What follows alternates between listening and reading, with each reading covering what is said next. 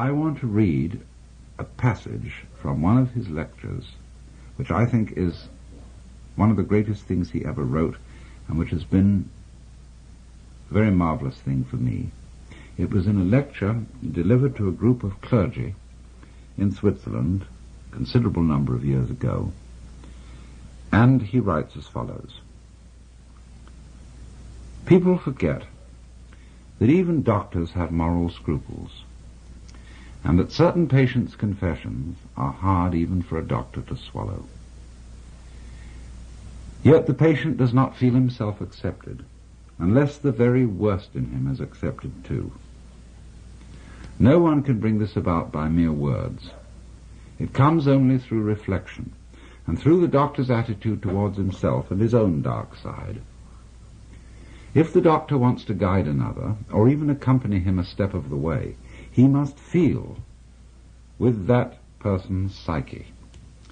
He never feels it when he passes judgment. Whether he puts his judgments into words or keeps them to himself makes not the slightest difference. To take the opposite position and to agree with the patient offhand is also of no use. Feeling comes only through unprejudiced objectivity. This sounds almost like a scientific precept, and it could be confused with a purely intellectual, abstract attitude of mind. But what I mean is something quite different. It is a human quality, a kind of deep respect for the facts, for the man who suffers from them, and for the riddle of such a man's life. The truly religious person has this attitude. He knows that God has brought all sorts of strange and inconceivable things to pass, and seeks in the most curious ways to enter a man's heart. He therefore senses in everything the unseen presence of the divine will. This is what I mean by unprejudiced objectivity. It is a moral achievement on the part of the doctor, who ought not to let himself be repelled by sickness and corruption. We cannot change anything unless we accept it. Condemnation does not liberate, it oppresses.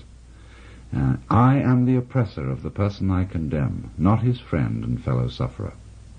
I do not in the least mean to say that we must never pass judgment when we desire to help and improve. But if the doctor wishes to help a human being, he must be able to accept him as he is. And he can do this in reality only when he has already seen and accepted himself as he is. Perhaps this sounds very simple, but simple things are always the most difficult. In actual life, it requires the greatest art to be simple, and so acceptance of oneself is the essence of the moral problem and the acid test of one's whole outlook on life. That I feed the beggar, that I forgive an insult, that I love my enemy in the name of Christ, all these are undoubtedly great virtues. What I do unto the least of my brethren, that I do unto Christ. But what if I should discover that the least amongst them all, the poorest of all beggars, the most impudent of all offenders, yea, the very fiend himself, that these are within me, and that I myself stand in need of the alms of my own kindness, that I myself am the enemy who must be loved, what then? Then, as a rule, the whole truth of Christianity is reversed. There is then no more talk of love and long-suffering. We say to the brother within us, Raka, and condemn and rage against ourselves. We hide him from the world. We deny ever having met this least among the lowly in ourselves, and had it been God himself who drew near to us in this despicable form, we should have denied him 1,000 times before a single cock had crowed.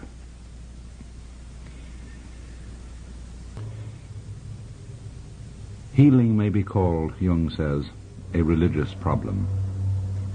In the sphere of social or national relations, the state of suffering may be civil war, and this state is to be cured by the Christian virtue of forgiveness and love of one's enemies.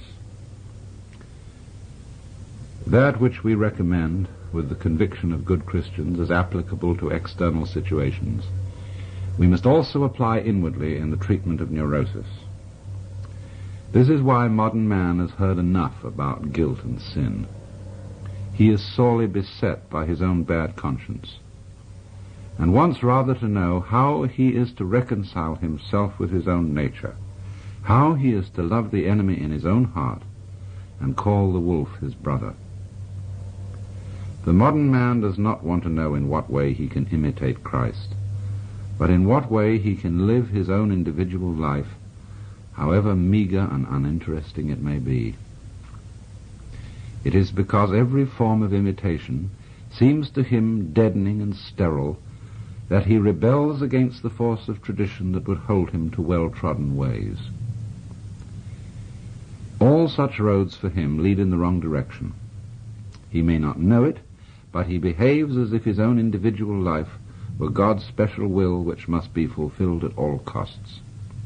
This is the source of his egoism, which is one of the most tangible evils of the neurotic state. But the person who tells him he is too egoistic has already lost his confidence, and rightly so, for that person has driven him still further into his neurosis. If I wish to effect a cure for my patients, I am forced to acknowledge the deep significance of their egoism. I should be blind indeed if I did not recognize it as a true will of God. I must even help the patient to prevail in his egoism. If he succeeds in this, he estranges himself from other people. He drives them away, and they come to themselves as they should, for they were seeking to rob him of his sacred egoism. This must be left to him, for it is his strongest and healthiest power.